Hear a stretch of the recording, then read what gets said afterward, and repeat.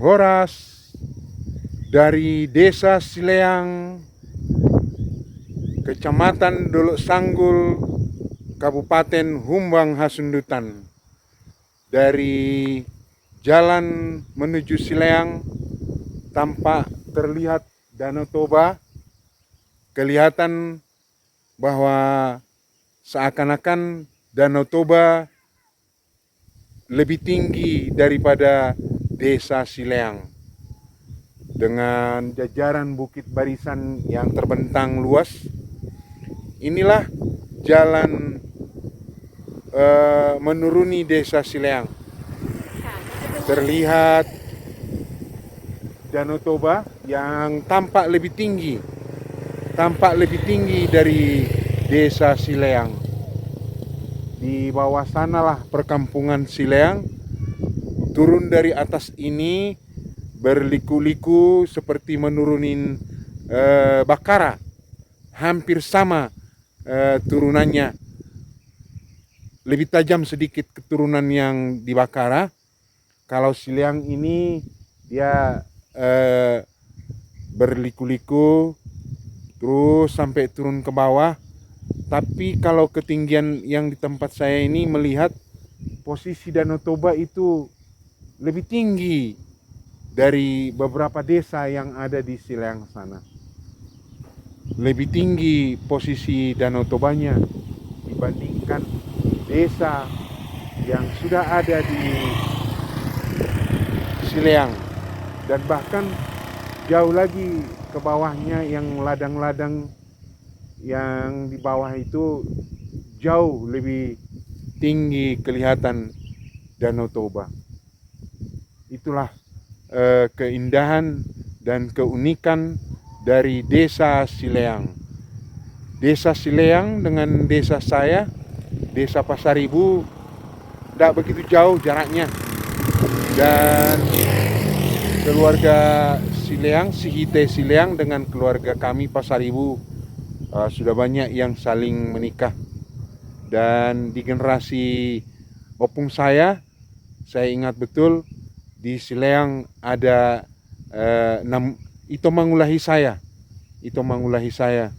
dan anaknya dulu cukup berpangkat jadi jaksa tinggi di tahun 70-an. Sudah Ito Mangulahi saya ini mempunyai anak jaksa tinggi di Pekanbaru.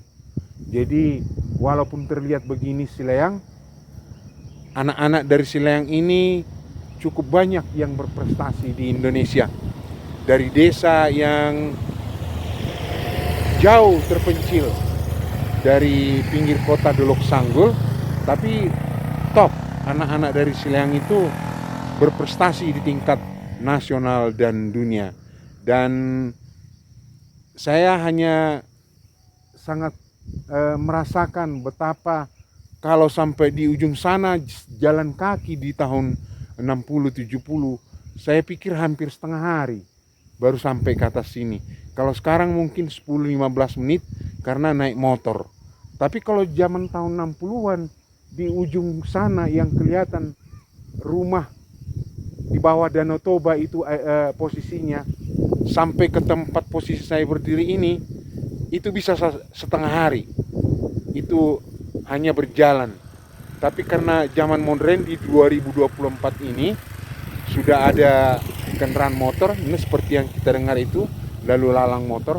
Jadi dengan posisi desa yang sana, saya tadi sudah menuju ke sana, sampai mentok jalan ini menuju ke bawah, tidak ada lagi perumahan, saya sudah jalanin itu kurang lebih 15 menit naik